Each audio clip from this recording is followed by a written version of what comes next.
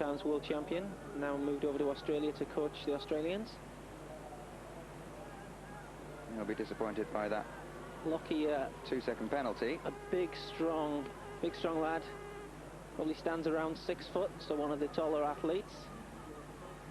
Still got a bit of work to do on his technique, but it's got certainly the physical prowess.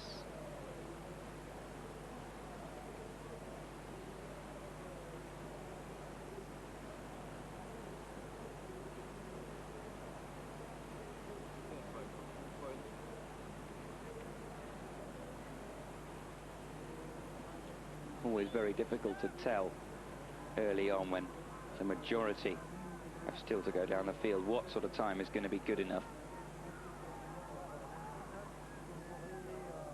But there was time left on the course, not just that 2-second penalty. 99.29, probably not good enough, but provisional first place.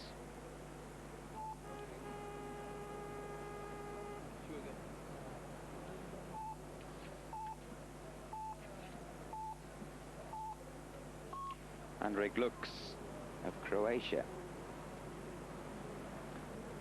This is a guy who will be hoping for a top 15 finish. He's a fairly renowned paddler, probably not a medal contender. He had a clear run in his qualification race, which, as we've seen so far, is no mean feat. Absolutely. 2 clean runs. You could do with another one right here.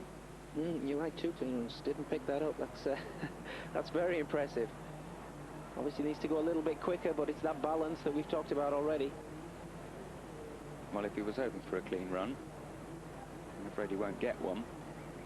So speed of the essence now through this tricky middle section. 12 to 13, in fact 11 to 12 to 13. Trouble starts here. Look at that, there's the rock on the back end, gets round. It's not going to be brilliantly high into 14 here. Did all right. Came in a little bit broadside. The boat runs quicker when the stern, the back of the boat follows the bows, the front of the boat.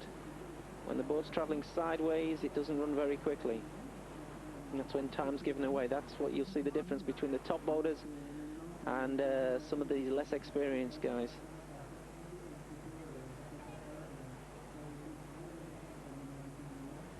Good round 19.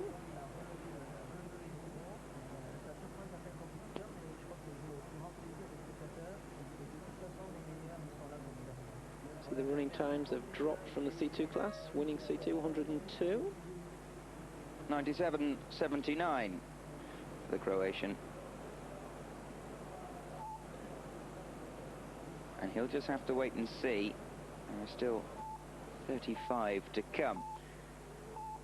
The first of the Czech competitors is Ivan Pizvek.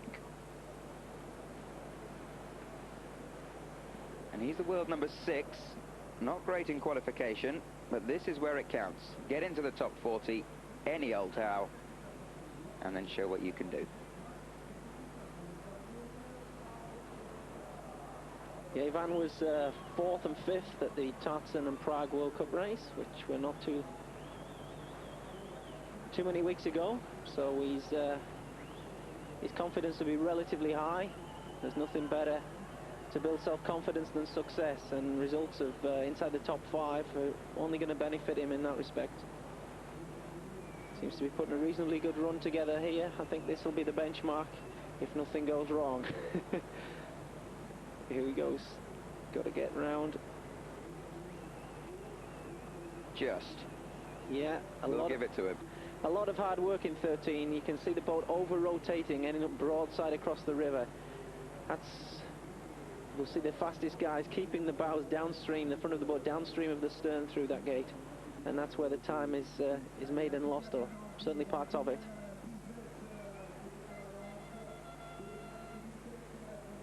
There won't be too many who don't lose time through 13.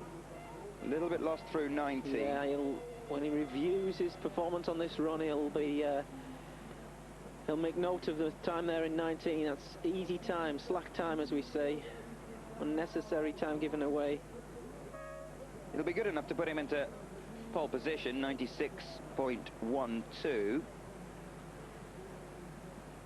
With that time given away through 13 and then, as you say, sloppily through 19. Perhaps he went off a bit too quickly and he just tired towards the end of the race. But he has set the benchmark, as you said. He takes provisional pole, 96.12. John Wilkie of Australia is the next man to go. This guy on the up and coming, excellent physical specimen. He, I don't know too much about his past sporting experiences, but I understand he was a great triathlete based out in Australia, and yeah, was a good triathlete, all-round good athlete in terms of his physical competence. A great attitude, fairly laid back, but hungry for success. It's a great formula. And I think we can probably take it as read, if he is a triathlete or a former triathlete, something of a glutton for punishment.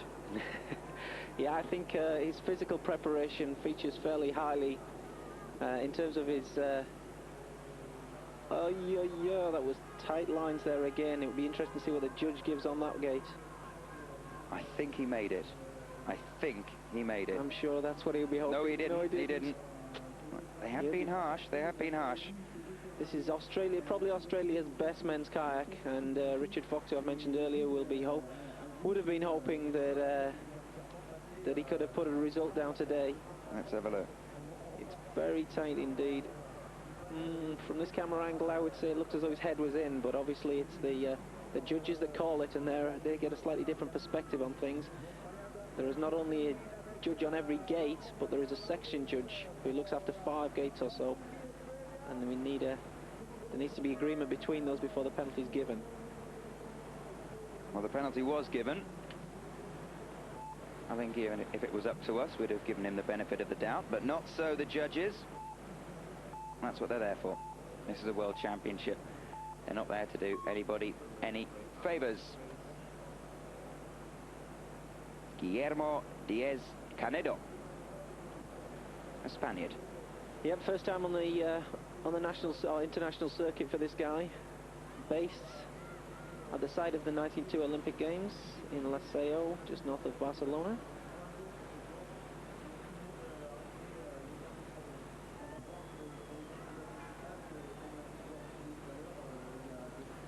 And one of those who will be absolutely thrilled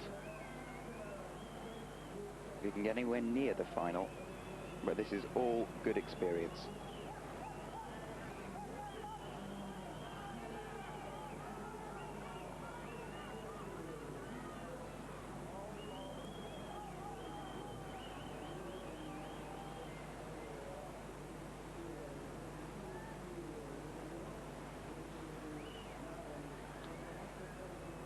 This is a good run so far. Fairly young team, the Spanish team, but definitely some talent we've seen in the last few World Cup races. Some good performances from them. Not medal-winning performances, but certainly showing potential. And here again, I think we're going to see this. It's a good run from young Guillermo. Seems to be battling and struggling, but he's finding the right lines. Does look tight at the bottom of the course here. He does, he does. Time's going to be there or thereabouts.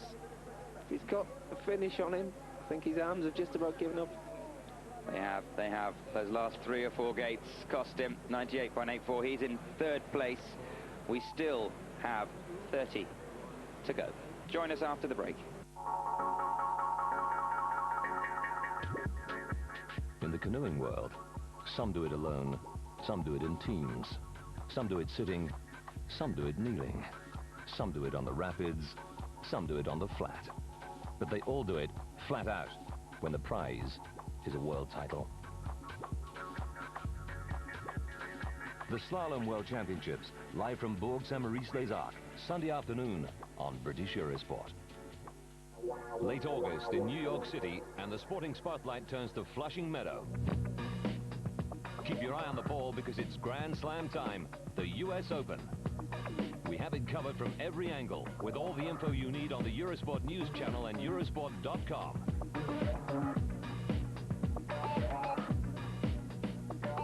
The US US Open, live from Flushing Meadow, every day from Monday on British Eurosport.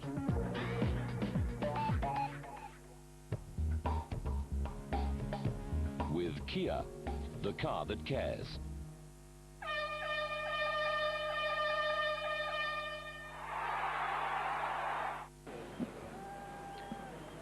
Welcome back. World Championship canoeing on Eurosport. We're looking at the semi-finals of the men's kayak. David Backhouse of the Netherlands, the next down the course. He's ranked number 67 in the world, and that wasn't a moment to write home about. No, he managed to negotiate the gate there, 13, but sorry, 12, but it didn't set him up for 13. He's had to go back for that. David has not that much white water in Holland, but David now lives in Nottingham. His parents, or his father, was posted to Britain for work, and now lives and trains in Nottingham. First time on the Dutch team for David. 6th at the moment, 112.3. And well, I guess one to put down to experience. Ian Reinish of the Republic of Ireland. A world ranking of number 40.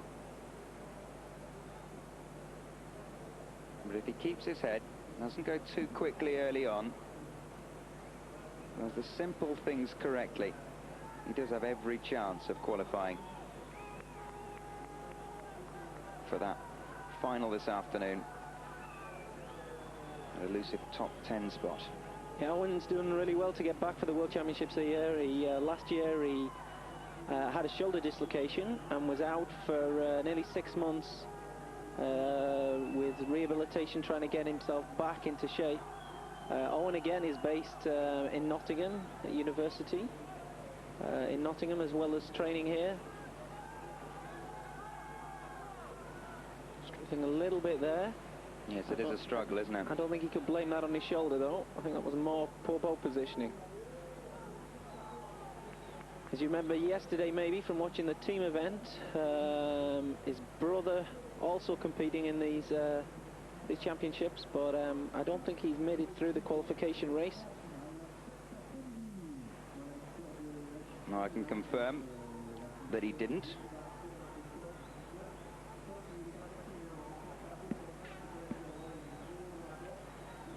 Owen shares a house with a number of the younger British boys who were training in Nottingham. They'll be shouting him down, learning from the experience of watching him and the others.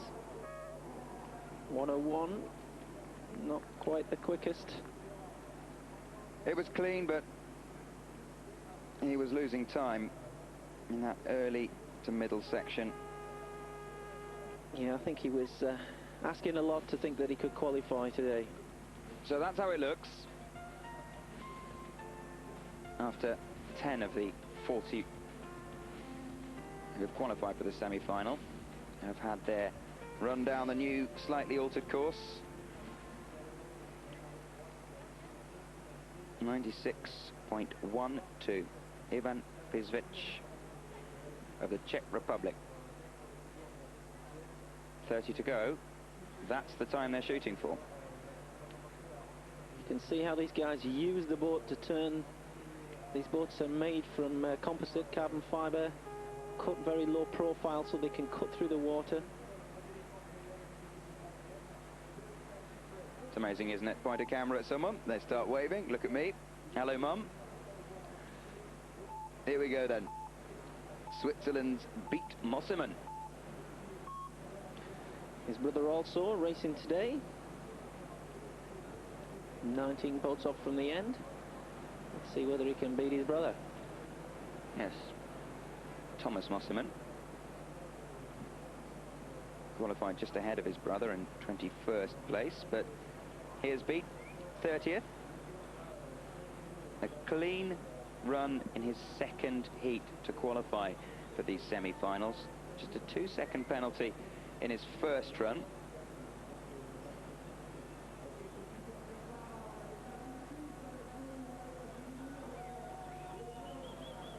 Looks good so far.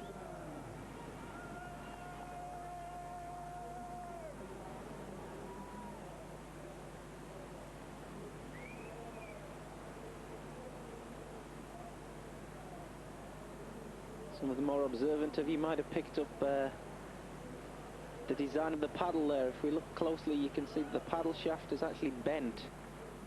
The philosophy behind that is that it provides a little bit more reach for the athlete when he's moving the blade to the front of the boat. It gives him that little bit more reach.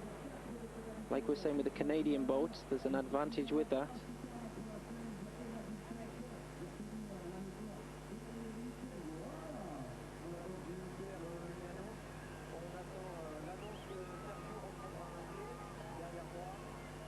This looks like a good run.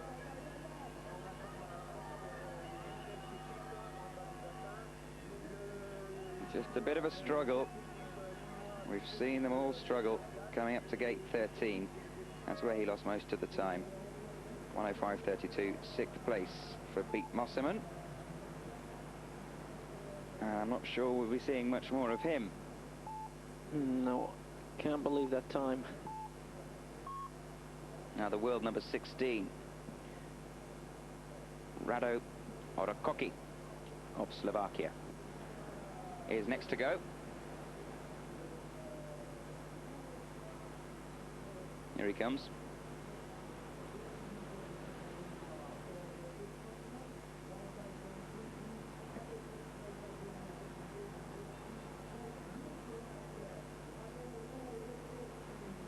I'm not sure the judges could have missed that, really. No, the pole nearly did a 360 on its axis. So 2 seconds of penalty.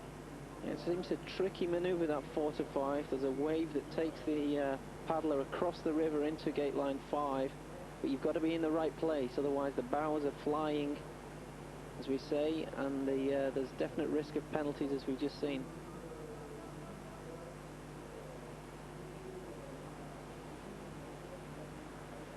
Very well negotiated.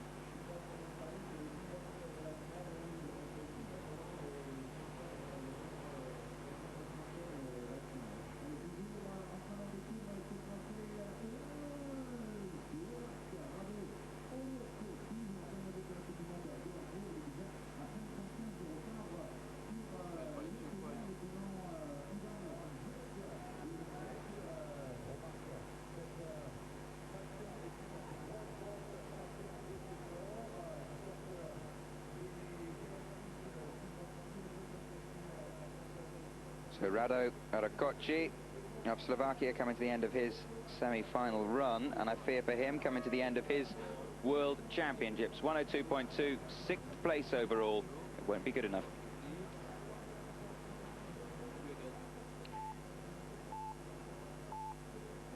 And this is where the time was lost. Another Slovakia next to go, number 116 is Tomas Mraz. He is ranked number 33 in the world.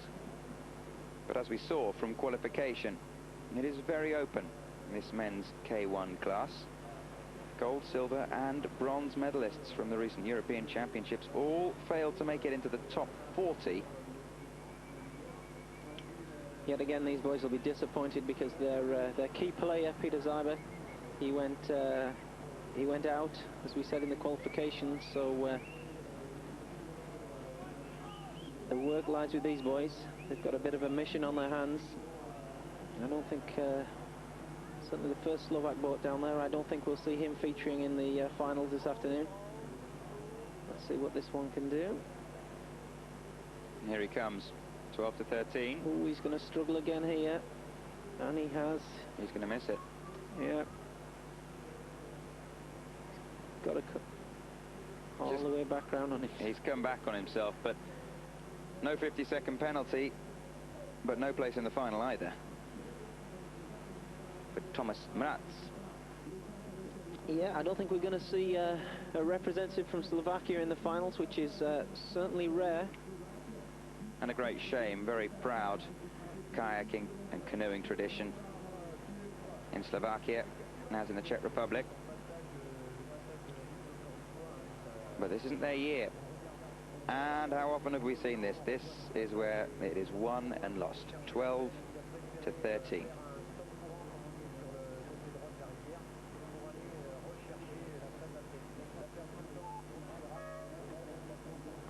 Well, 9th place it will take. going to say a minor miracle, but probably a major miracle if he's to make it through to the final. Next up, Grzegorz Polaziak of Poland. Very, very strong.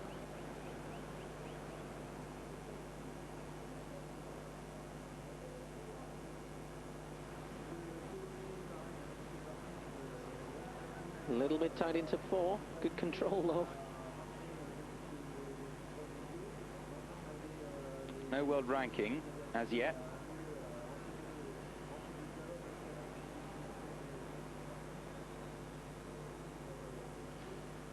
Silly penalty there at 8. Don't need to come in so tight. There's always a big temptation with the upstream gates, particularly when the water allows you to get in tight. To come in tight. I think he's done the same again there. I think he just touched that gate on the way in. Have to wait and see for the what the judges call on that. That was well negotiated though. A couple of sloppy penalties. Tight's good, too tight is bad, and as you say, there was another penalty. He did touch that gate. Yeah, not only the tight lines not only run the risk of taking penalties, but a lot of the time they inhibit the power you can put on the blade. If you're too tight up around the gates, then you can't open up the blade and get the extension on the arms and use the big powerful muscles. It's all very cramped, and certainly with the athletes that I coach, I encourage them to give themselves space around the gates. Not always the case though.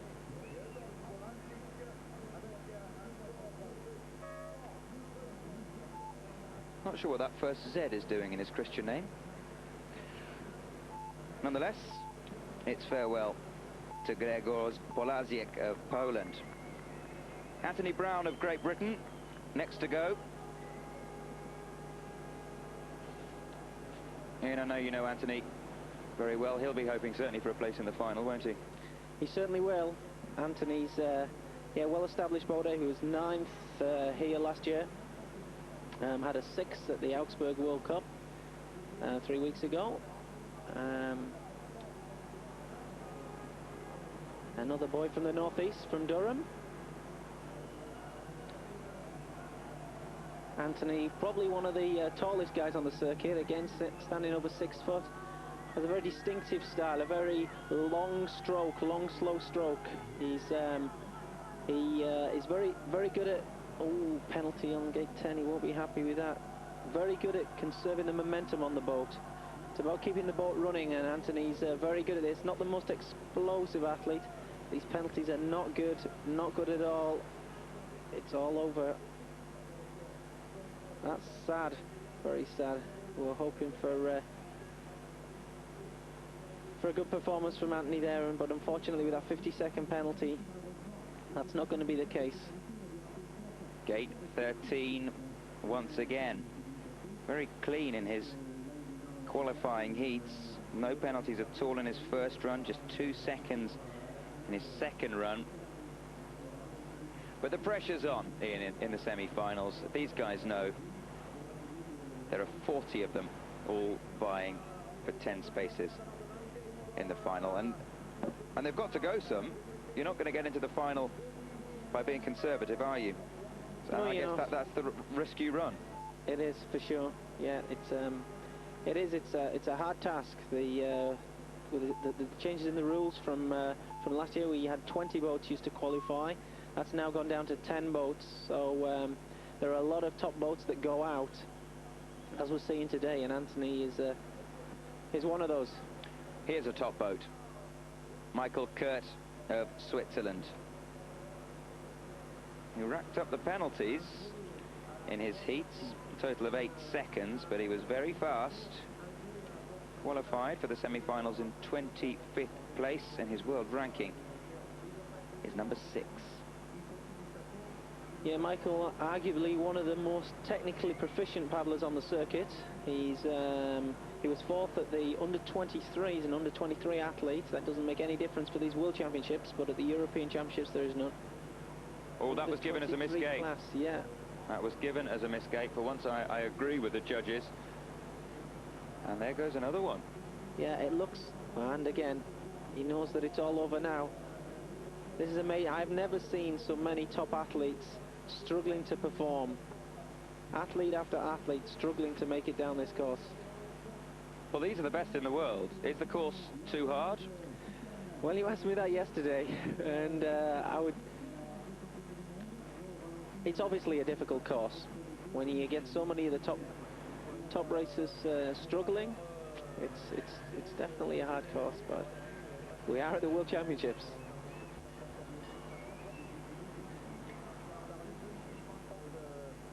Look at that, 154 penalties. Farewell to Michael Kurt.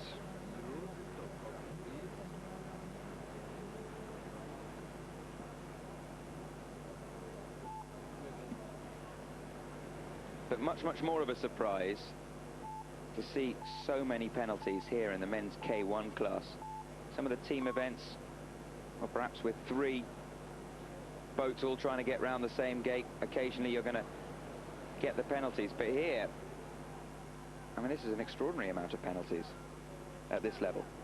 It is, yes. It'll be interesting to compare results from previous World Championships and just look at the number of penalties. Normally, well, let me give you the last World Championships, for instance, which I competed in myself in 1999. The top 6 boats all finished within 0.9 of a second. What we're seeing here so far is, you know, it's not the 2-second penalties, it's the 50-second penalties that are influential. If you get down with just a couple of 2-second penalties, then you've done reasonably well. So it's a slightly different ball game, or it seems to be so far. As yet, we're not quite into that top 20 boats. Be interesting to see what happens there. I'd like to think that the racing will tighten up somewhat and we'll get a much more fiercely fought competition.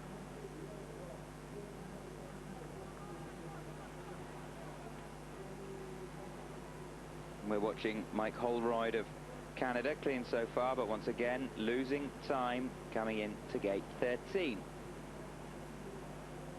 Yeah, Mike lives and trains out near Vancouver on the Chilliwack River, coached actually by ex-Brit Sean Pearce. Sean was a member of the British men's kayak team up until 2000. And then was offered a coaching position out in Canada, which he took. Now looks after this boy as well as a number of others. Dave Ford we'll see coming soon. Dave Ford is also another one of Sean's athletes and the reigning world champion, so somebody to watch out for. Hopefully he can set the benchmark.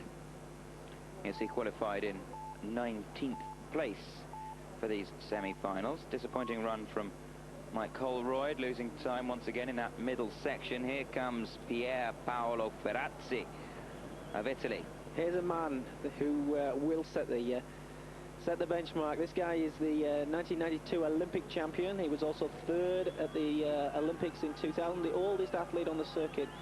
36 years old, I believe. Also a dad.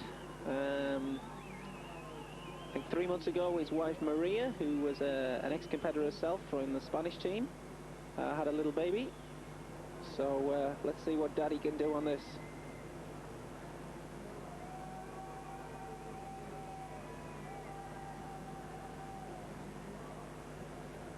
Well, Maria and baby, if you're watching, so far so good. Daddy's doing well. Movement on the pole there in 11, but I think it was water. If the water moves the pole, that isn't a penalty. That's good. Kept the bows downstream, not only managed to get across to 13, which a lot of athletes are not managing, but kept the bows downstream, so kept the speed on the boat. It was given as a penalty. Oh, it was given as a penalty. He won't be happy with that. 67. 68 split on there. 67 the quickest, I believe, so far. And the time they're going for, from the athlete who qualified 35th, Ivan Bizvec of the Czech Republic, 96.12. Another penalty for Pier Paolo. He's not going to challenge Bizvec, and he probably won't make the final. That 96.12 is looking better and better and better. It is. I have to say that it sort of put it in perspective there with Pierpaolo coming down the course, an established athlete running at 99, 96 seems a good performance, so that might be something that's going to take a bit of beating.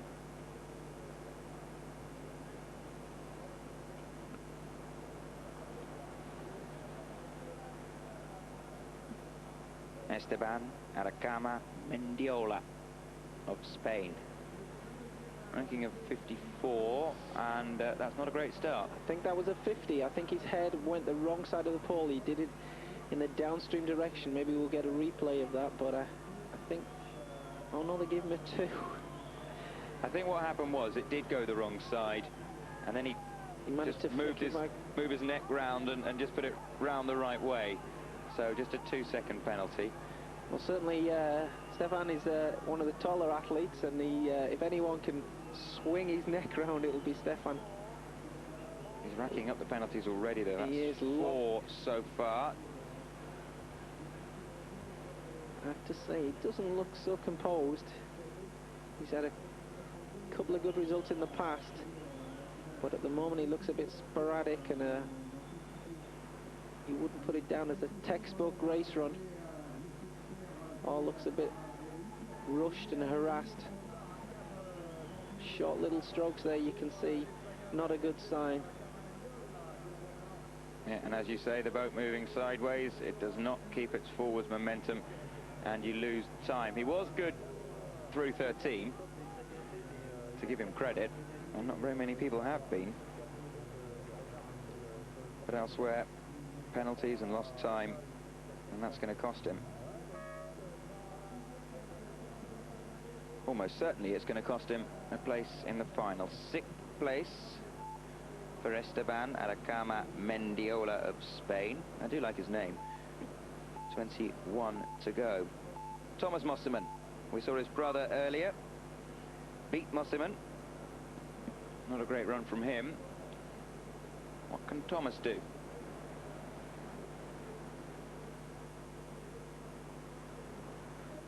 Penalty on gate 2, not the best of starts. Always difficult if you make a mistake early on. It's very easy to get caught up evaluating your run on the way down, and the last thing you need to be doing is evaluating when you're paddling.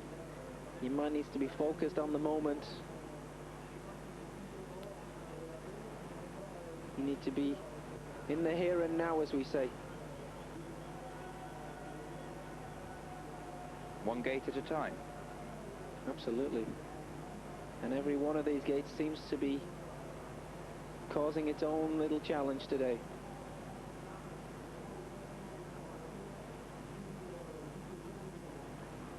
Very tight round there. Can he get back? Yes, he can. He'll be pleased he's through that section. I think the chat on the bank will be about the section around 11, 12, 13, and most of the athletes will be concerned about that.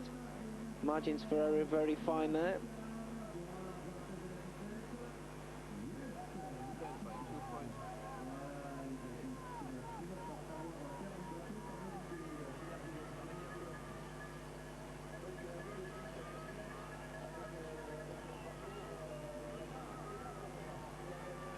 Well, barring disasters for Thomas Mosserman in the last few gates, This is the not a bad battle run. of the brothers certainly going the way of Thomas. This is not a bad run at all. 2.5 seconds just over behind the leader. It could be enough to make the final.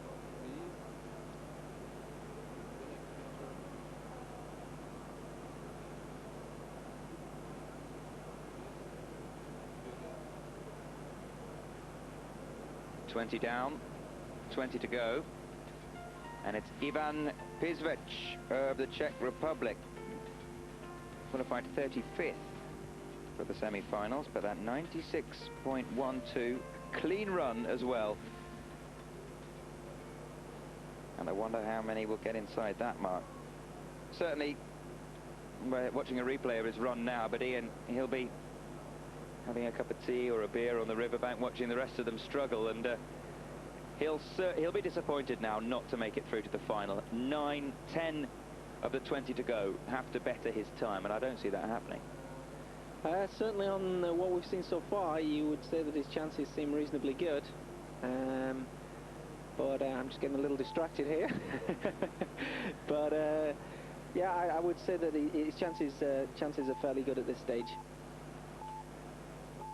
Well, let's see if Carlos Santiago John Marti of Spain can turn it on for the fans. A world ranking of 65, qualified 20th. Carlos, as some of you may remember, was the athlete who was stabbed by his fellow teammate yesterday around gate, was it 15, somewhere down middle of the course? It was 15, and we should mention that his teammate didn't come in with a knife. Yes, sorry. He just lost control of the front of his boat and whacked into the poor bloke's shoulder. Yeah, I'd imagine overnight he's been having some physio on that, seeing if he can get himself back in form. It would have hurt, no question about it. A kayak crashing into your shoulder, and you can see that it's quite a sharp point on the front there at 20 miles an hour. You're going to feel that for a good few days. This is a good run so far. 67 split time to beat. How close is he? Very close. He's inside it. He's inside it. This is on a good run. The Spanish, this guy again trains and on the site of the '92 Olympics out in Spain. And he's through the difficult section. It's a case of how much energy has he conserved these final few gates. We have seen some of them tire in this last section and lose time. It's so difficult at the bottom here. Very easy to make mistakes when you're tired. 96.38, that's good. It's good, He'll be pleased but it's with not that. the lead. No, but it's not a bad starting point for the second runs.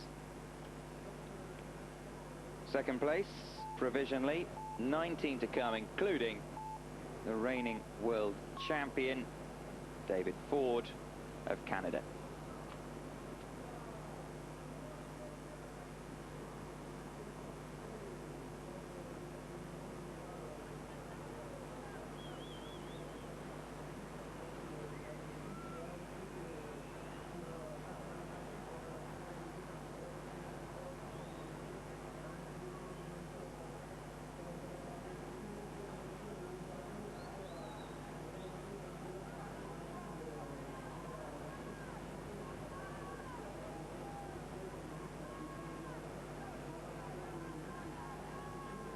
Respectable run here from David. So far so good, no major mistakes. I'm sure he's got a lot of expectations on his shoulders. Apparently he was a bit of a superstar when he went home to Vancouver out in Canada. Seemed as though he did a number of sort of celebrity appearances, so I'm sure he's got a lot of people willing him home here. Let's see what he can do on this first run. It's the first run that counts with regards making it over the hurdle to get into the finals. Top 10 boats through to the finals. And a very, very good mid-section from the world champion. Now these guys, everyone who won gold medals at the World Championships in 1999, after the cancellation last year, they've been able to call themselves world champion for 3 years. And I guess they've got quite used to it. They won't want to give up their titles without the big fight. This is good. And finally, someone betters Ivan Bizvic's time. The world champion, nonetheless. David Ford, pleased with that run. Pleased with that run. And it was a good run, wasn't it, Ian? It was a good run. He doesn't actually look too pleased there at the bottom. David sets his expectations very high. Obviously, that's worked for him in the past. I think it's very easy sometimes to be a little bit self-critical, particularly at this level. Alice Kuda, next boat down, Slovenian boy. Not quite sure what the question mark is on the front of his head. Maybe it's some sort of reflection to how the run might go today. How on earth do I approach gate 13?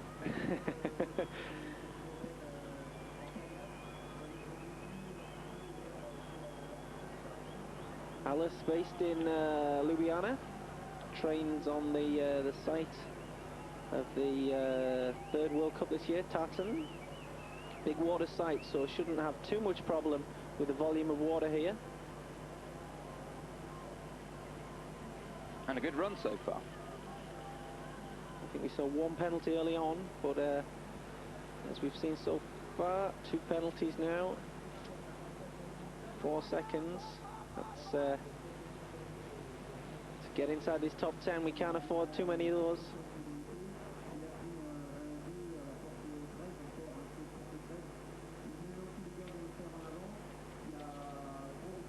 Without those penalties, you'd be on track. Yeah, it's always frustrating when you get to the bottom of a course and realise that without just one touch, then the whole story could have been different. How many times athletes have said, what if? Perhaps that's why the question mark on his helmet. 11th place, we won't be seeing him again. I think it's been answered for him today.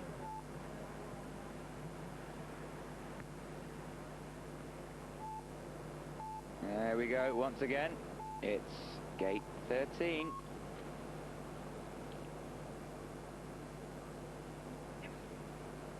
Next one down, member of the winning team yesterday, Yes. Klaus Suckeneck. Klaus, member of the army in Germany. He's actually the only. A lot of the German athletes live and train in Augsburg, but I believe that Klaus is the only one who's actually born in Augsburg. Well, he'll be looking forward to the World Championships next year then. I can't see him retiring before this all comes to his hometown. Ranked number 14 in the world. And another one coming here. If you were looking through who's going to contend for medals, his name would have been in the mix. Yeah, he was third at the Augsburg World Cup, as we've mentioned numerous occasions a few weeks ago.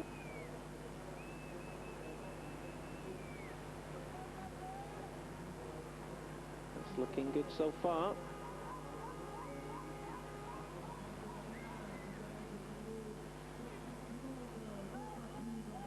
How's his split?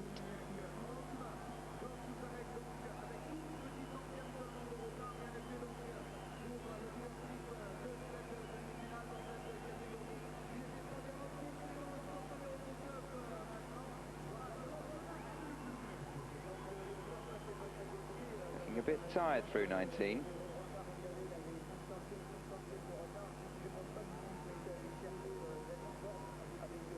This is going to be good enough.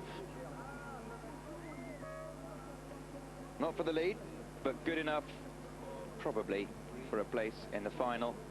Klaus Suckeneck of Germany.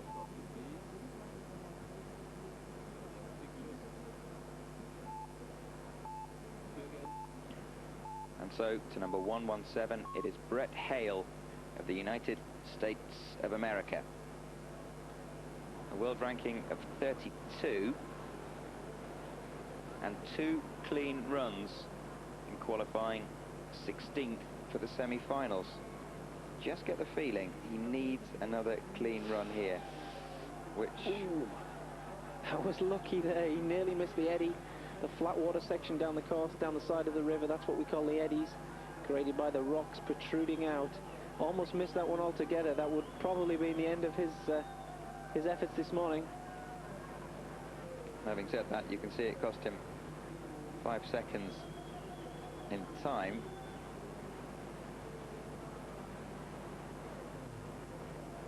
But a good midsection, and he might be able to make that up.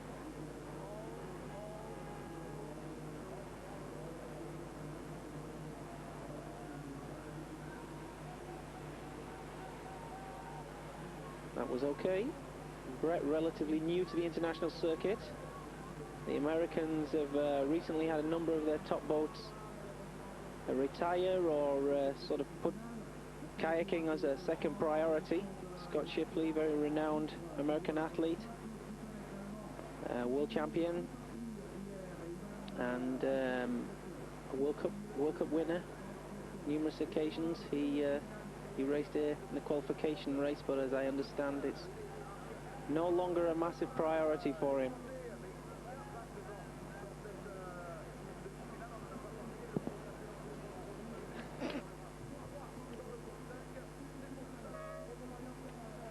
th place for Brett Hale of the United States. And there endeth his World Championship. It all kind of went wrong early on. He got out of it, but lost too much time, lost his rhythm, and it was always a struggle after that. Yuri Praskavec of the Czech Republic, 15th, qualifying for the semi-finals. His world ranking, number 29.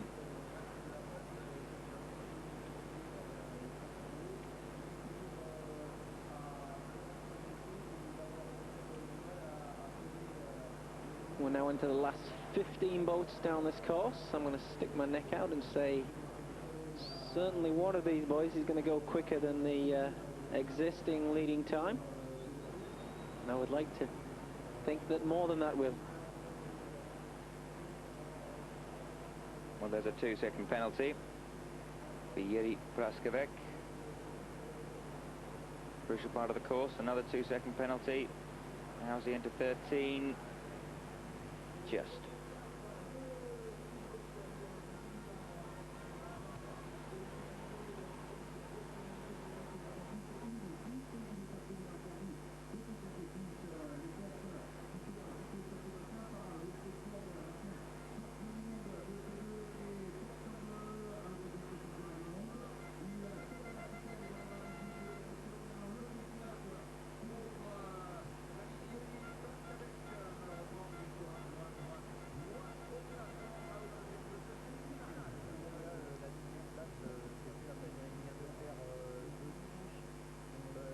Well, disappointing for him.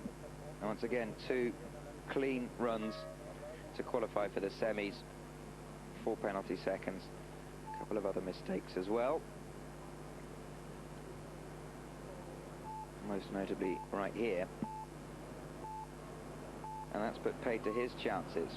Into the top 14, and Floris Braat of Holland. Another with 2 good, clean runs to qualify. Yeah, Floris, a technically very good paddler. He's not featured on the rostrum very frequently. Took a first place in the World Cup in Sao back in 2000 and hasn't really got back on the rostrum, but has got the capacity to do something reasonably good if he doesn't hit the poles. And with 2 touches, it looks as though that's not going to happen today. And another reminder, as you saw on the screen, Monday is day 1 of the final tennis major of the year, the US Open at Flushing Meadow. Eurosport Television, Eurosport News and Eurosport Online for all the very latest from Flushing Meadows. But right here in France, on the River Isère, this World Championship course is proving quite a challenge for the world's best.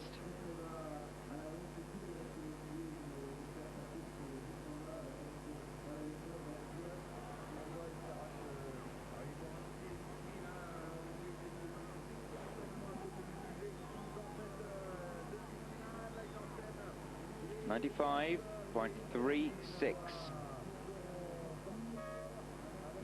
The time of David Ford, the reigning world champion of Canada. Qualified 19th. And he's in a strong position now. Another from Great Britain, it's Campbell Walsh. Big things expected of him. He's ranked number 24. Yeah, I think the British men's kayak corps now depend on Campbell. As we saw earlier, Anthony had problems down in the midsection, as so many others have. Campbell's 24 years old. His best result so far is the 4th at the European Championships, which were only a few weeks ago. So again, has got the capacity to do something. I mentioned it yesterday that Campbell only weighs in at somewhere around 65 kilos, not the heaviest athlete on the circuit, and it just reflects the makeup of these athletes. Campbell, very technically competent paddler, puts the boat in the right place. Let's see what he can do round here. Wasn't quite perfect there. No, he's had to resort to plan B, but he's brought it back, and it's better than a lot.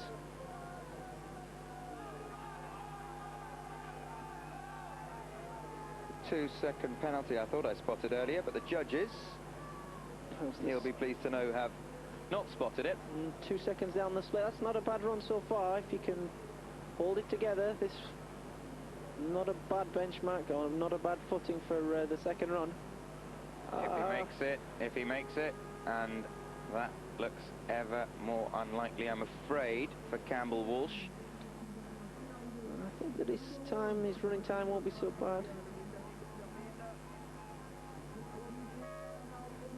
8th place, 12 to go. Well, it's a possibility, but I'm afraid it is a very, very small possibility.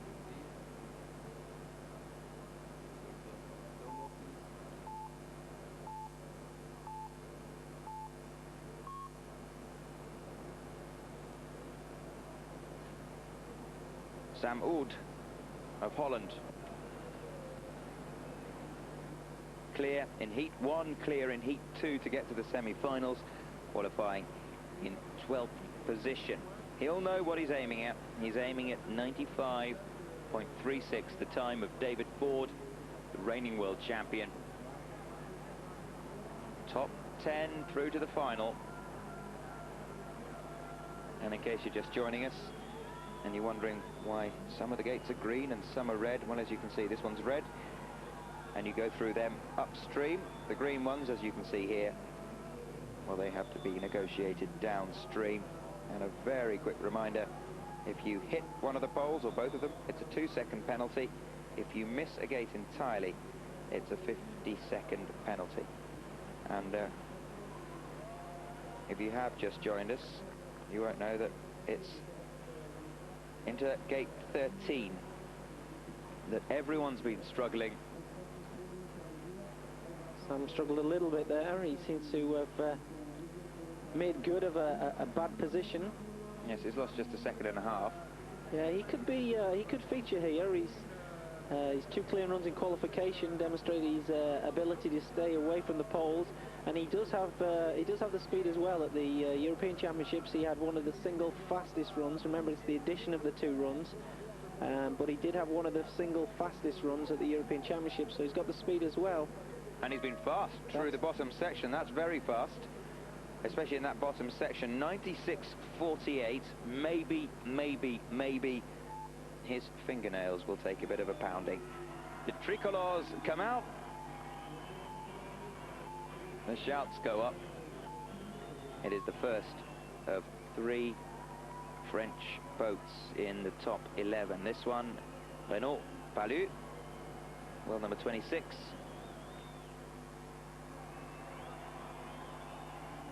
And one thing he can be sure of is he'll have plenty of support from the riverbanks. We've got 3 French boats in the top 10 here. It'll be interesting to see if all 3 of those can put down a run here. As I said yesterday, the French have, in the men's kite particularly, had a bit of a reputation for either being all or nothing. Well, so far it's all. The second 2 boats off from the end, Bernard Pachet and Fabien Lefebvre, have demonstrated this season that they've got what it takes to put it down again and again. I'm just wondering whether this guy can match. Okay, through 13. We'll wait for the next split. He was 100th, was he, up at the first split? Has he kept that advantage? I don't think he has. He hasn't. And there you see again that middle section of the course, that 13th gate, unlucky for so many here at the World Championships. He's really got to concentrate now. Good strong finish. I think he's done enough though.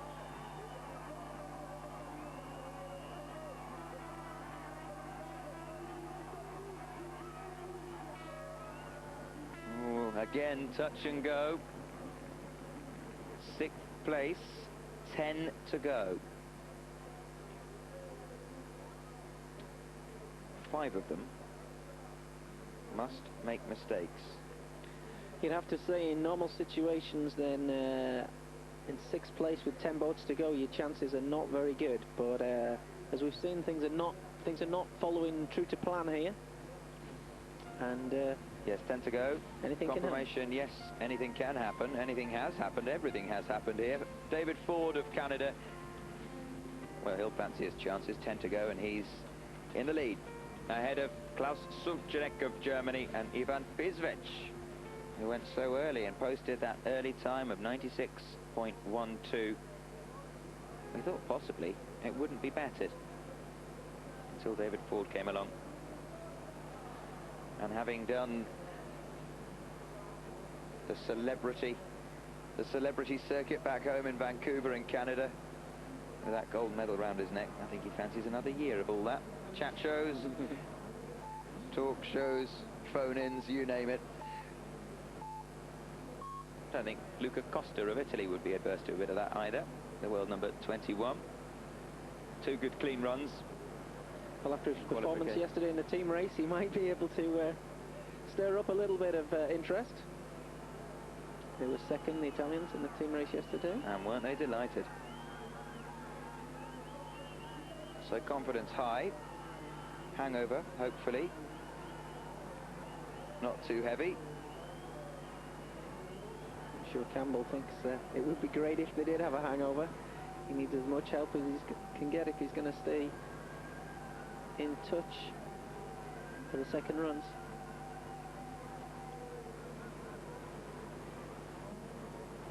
Well, he's round about halfway, and it's going well.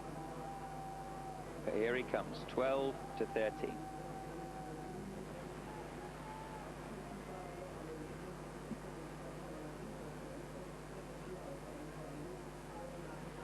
Good through there.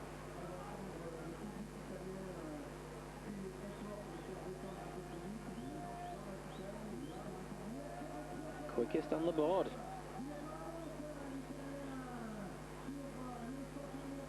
Obviously the taste of the rostrum was enough to inspire him today as well. He wants a bit more of that. How much energy for this last section? Can he keep it going? 95.36. The semi-final run of David Ford, the reigning world champion. He lost a little bit in that final section of the course. 96.12, 3rd place. I'm not sure.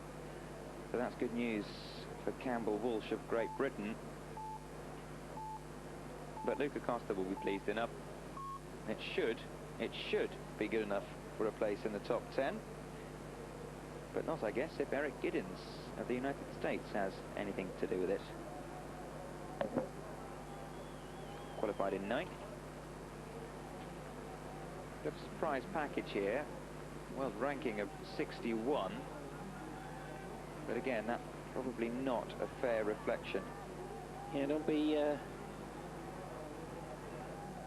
mistaken by Eric's abilities. He's this last year he started university as a marine biologist and consequently has had to dedicate some time and effort to that. He lives over in California, but he's a well-established athlete on the circuit. I was saying that the American kayaks have had an influx of new blood. Eric is probably the oldest athlete on the US team at the moment, and has had a number of reasonable results. He won one of the World Cups back in 2000, which wasn't so long ago. So he has got the experience to lay down a reasonable run.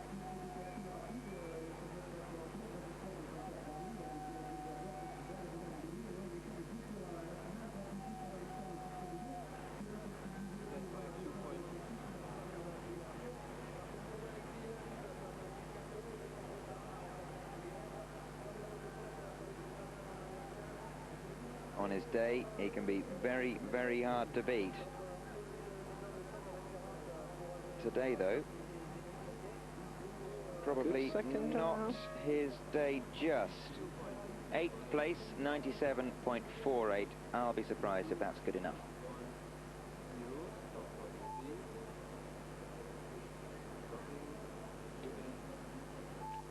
top 8, number 137, Dejan Kralj of Slovenia. Mm-hmm.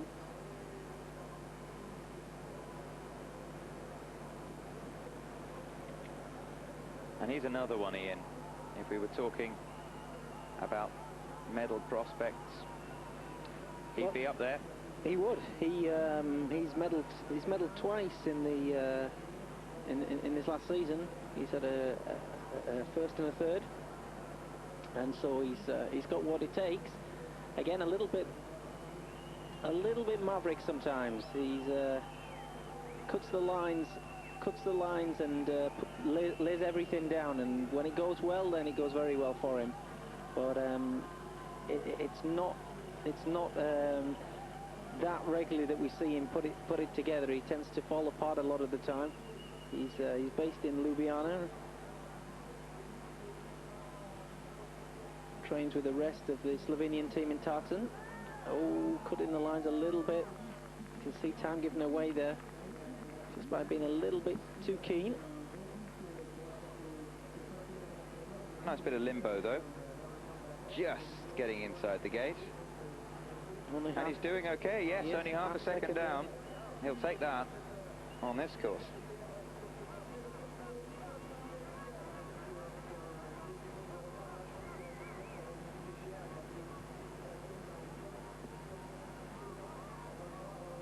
Just trying to eke the last bit of energy, the last bit of power from those shoulders and arms.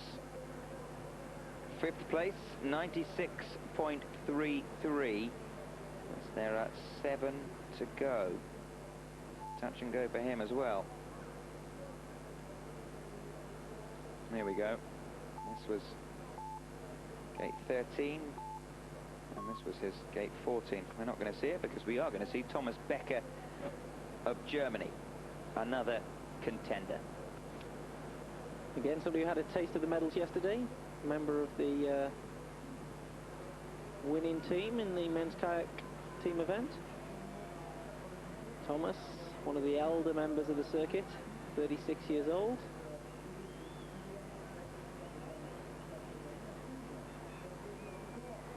Yes, and 1 gold medal already to take home. It kind of takes the pressure off, doesn't it? I'm sure he's. I'm pleased to come away from the World Championships with something, but he's. You know, it's not his first medal. He was world champion in 1997, so he's been there before and has the experience. In '96, he was 3rd at the Olympic Games, so we're looking at a fairly. Oh, that is unlike Thomas to make a mistake like that. I think his hand slipped actually on the paddle there. He was coming down into 13. That will be Thomas's chances of a medal at this World Championships gone. He's coming back for 13. So there go his chances for a medal. Yes, so a vastly experienced campaigner. Does he catch his blade and his hand slips? Yep, his hand slips on the blade, and that makes the possibility of getting back to 13 even more difficult. Great disappointment for him. For those who are just hanging on to 7th or 8th place with 6 to go. Well, bad news for Becker is good news for them. She comes to the finish, 29th place. Big disappointment. Unlucky, really. His hand slipped. Not his best day. Andrej Rab of the Czech Republic.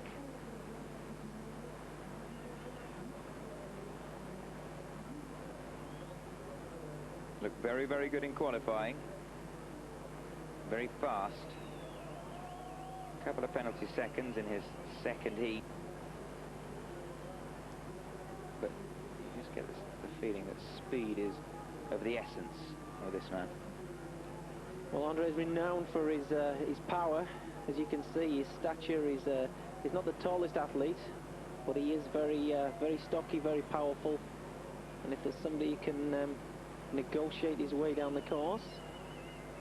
It will be this man. That's good.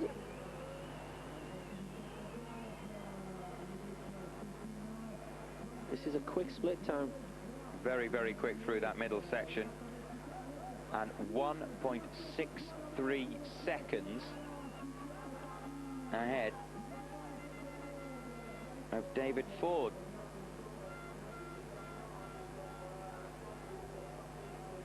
Huffing a bit in the lower section. Looks to have kept his speed though. And I think we're about to see the new leader. And we are. Andre Raab. He got it right. He got it right. And that is a very, very good time.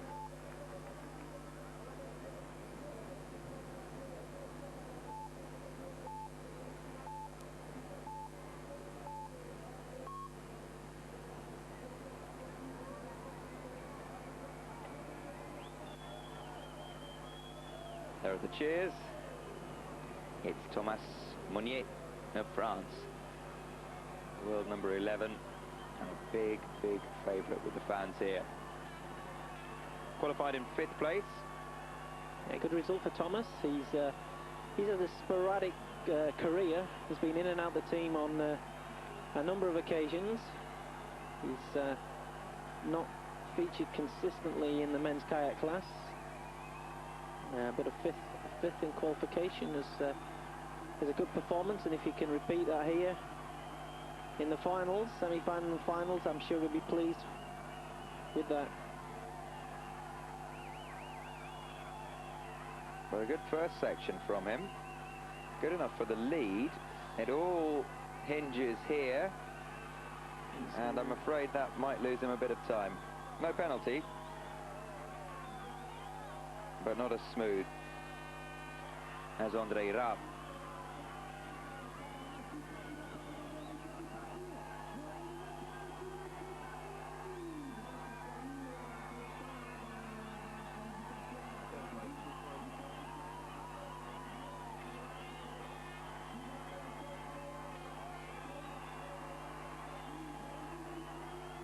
Home experience here. 93.98.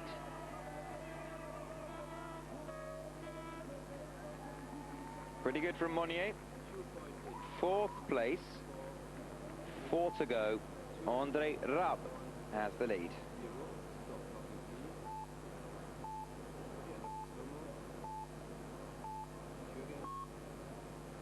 And so the top 4 qualifiers in reverse order, of course. Miha Terdik of Slovenia goes first. 2 fast qualifying heats, quick and clean, as they say.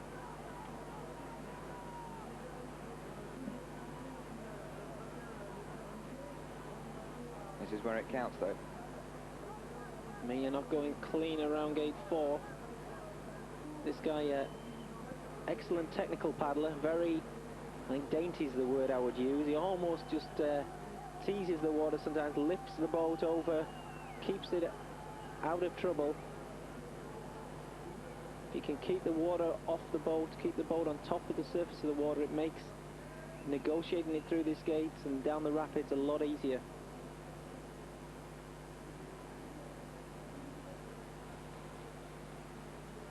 That's good. Again, as I said earlier, the Slovenians have a bit of a reputation of being all or nothing, and Mia is no exception to that rule, but good control around gate 13. Needs a good last section.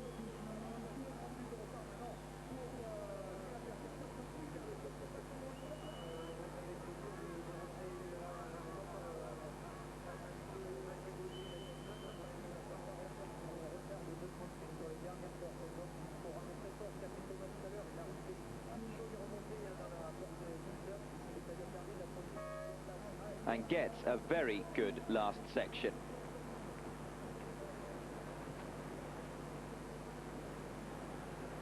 Moves into 2nd place, ahead of David Ford, the reigning world champion. That was very quick through the last section.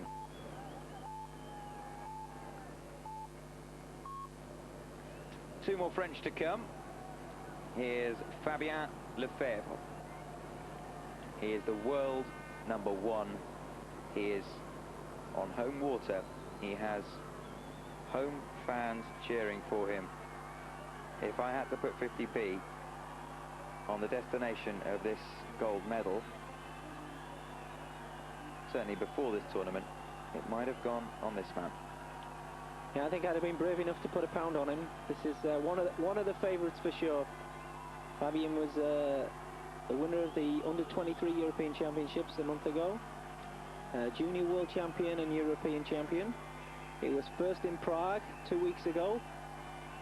So he doesn't need any introduction.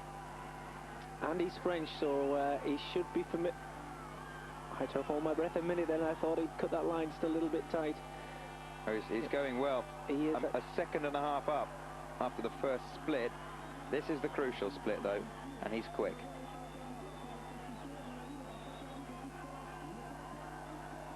Very quick indeed, 64.6. Case of what's left for the bottom corner. I wish I had put that 50p on him now. Yeah, well, hopefully he can hold it together at the bottom. These boys have proved a little more consistent than they have in the past. This is going to be a very, very quick time from the world #1. 90.67. He has annihilated the rest of the field. 90.67. Remember, the times from the semi-final do count towards the final. The top 10 from the semi go in reverse order. Their times from this run and this afternoon are added together. And as you say, Ian, yes, that is going to be very, very hard to beat indeed. Here's another Frenchman, Benoit Péchier. He's the world #3. And having just seen that from his teammate, he'll have a point to prove, I think. Yeah, this guy again is well established in the last couple of seasons. He's had 3rd and 4th place at the last 2 World Cup races. He'll be on a bit of a mission though, because he was a favourite for the European Championships and he blew that. He actually didn't finish the race, so I think he'll be wanting to right things here. He won the French selection race, so he's actually got the capacity to beat Fabien. One interesting fact was his father won the World Championships here back in 1969, so I'm sure his dad's been giving him a few pointers.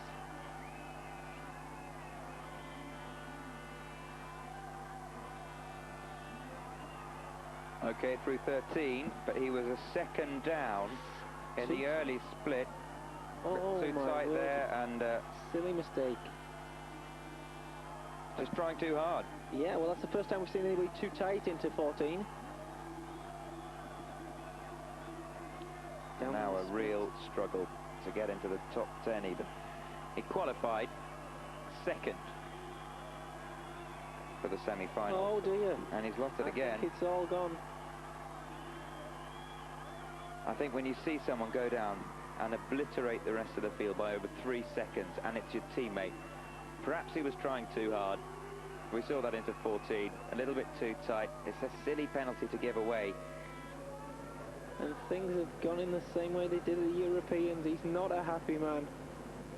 Very disappointed, especially with that added pressure of his father having won the World Championships right here, somewhat 33 years ago. Look at that mistake. Here's the Olympic champion. Here's the world #2 currently, Thomas Schmidt of Germany. If someone gave me another 50p, or if I wasn't allowed to put it on Lefebvre, I'd have put it on this man. Yep, this man's a consistently good paddler. Not one of those guys that comes and goes. He puts it down on a regular basis, and it wouldn't surprise me if he can't do battle with Fabien.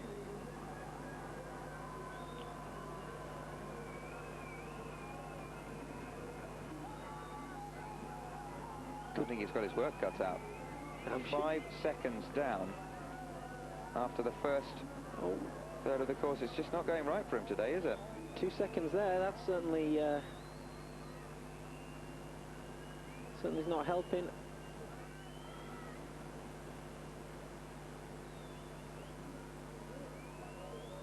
I think we could safely say that the French are going to sit on the top of the leaderboard after first runs.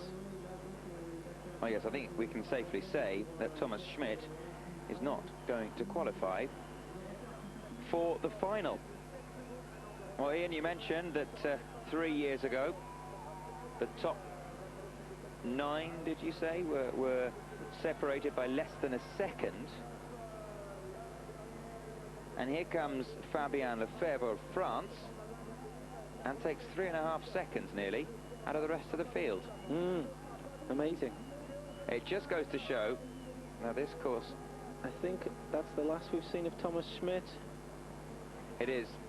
He's won Olympic gold, but he is not winning World Championship gold here. Plenty for the fans to cheer. Amazing. What a run that was. 90.67, nearly 3.5 seconds quicker than Andre Rab. And it was just the top 10 that make the final, so unlucky Sam Oud of the Netherlands.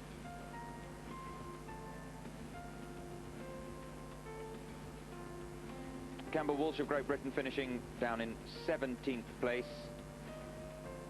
Sad day for Great Britain. Not a great day for British kayaking.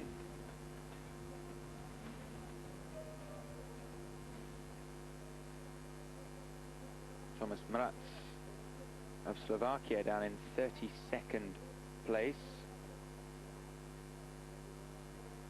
Anthony Brown, well, he missed a gate, didn't he?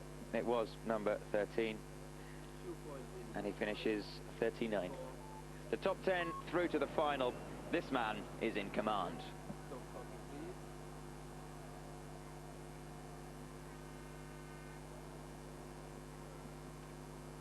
Ian, let's talk about this run. It really was something special to take 3.5 seconds out of the rest of the best in the world.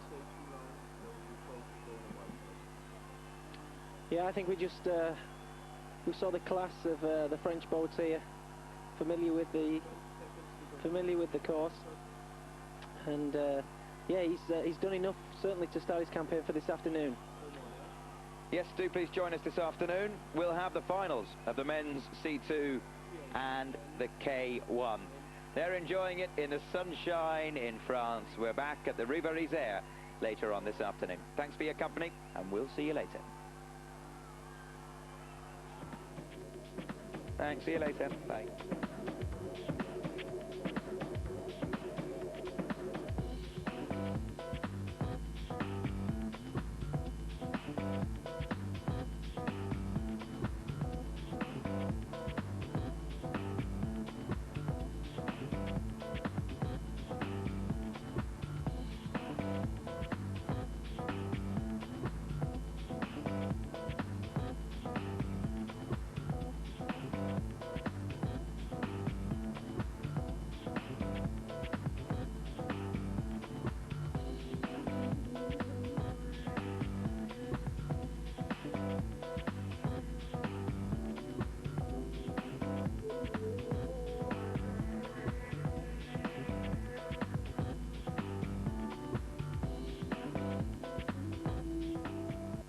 Three Grand Slams, the Masters, and 21 ATP tournaments. More action than any other channel. British Eurosport, the home of tennis.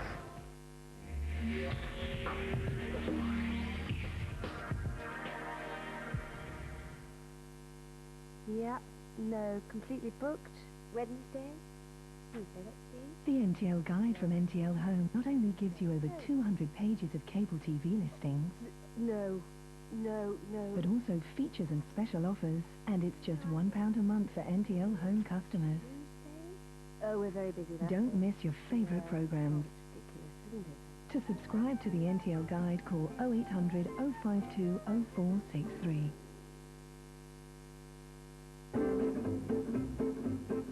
Hi Mum, how's it going? UK's great weather's diabolical. I'm well, kids buying houses. With NTL Home's international call plan, you can call 30 countries from as little as 5p a minute. gardening though, playing cricket, bowled a bit, bat a bit, catch a lot, had a barbie, burnt the chops, dog ate them. He's okay. So relax. Oh yeah, by the way, Jane's pregnant. Love to Dad. Bye.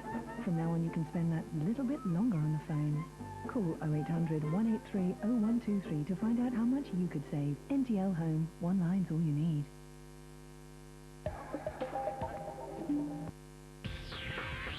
Eurosport Live.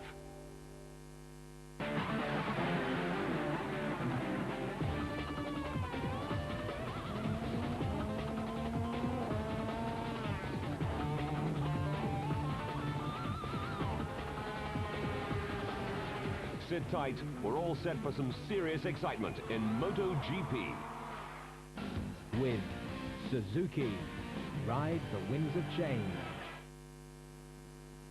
Good afternoon, welcome back to the Czech Republic. This circuit of Brno about to host the second day of qualifying for the Moto Grand Prix Series. Here we are at round 10 of 16 races to be completed in the 2002 season. Randy Momola in the pits, Julian Ryder and myself, Toby Moody, up here in the commentary box, looking forward to a day of action in the Czech Republic.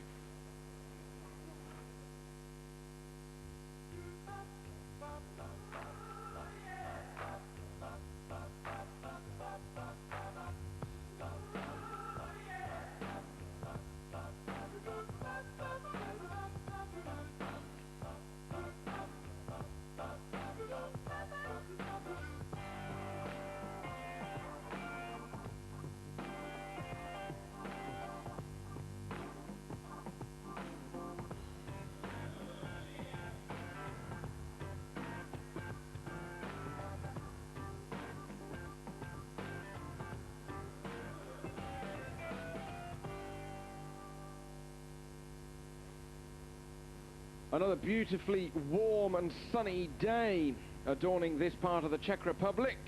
Not a chance at all of any inclement weather, as Olivier Jacques is about to tuck into a little bit of déjeuner. And why not? In the obviously extremely well catered French team's encampment. Frenchmen don't travel anywhere without good food and a decent glass to go with it, of course. Always a nice place to have lunch if you can get your way in.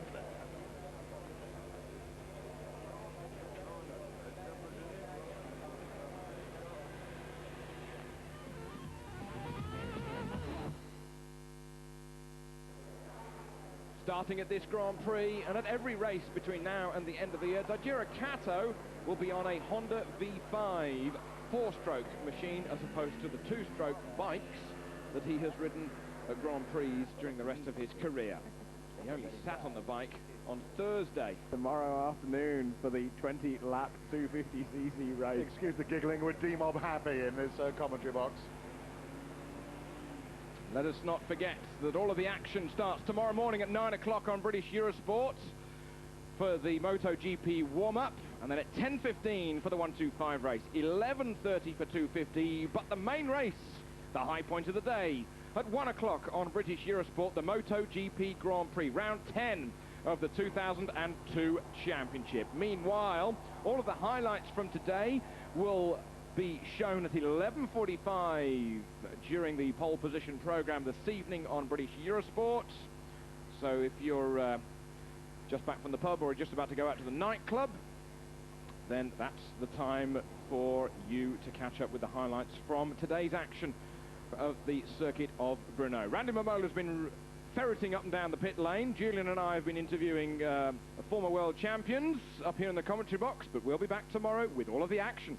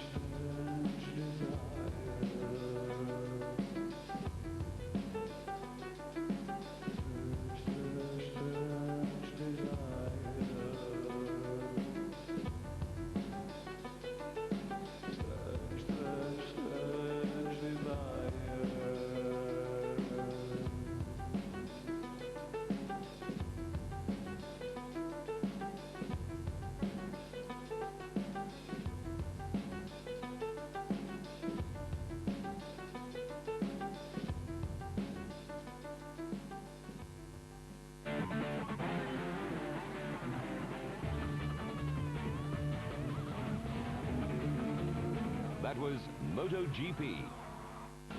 With Suzuki, ride the winds of change. 3 Grand Slams, the Masters, and 21 ATP tournaments. More action than any other channel. British Eurosport, the home of tennis. Eurosport Live.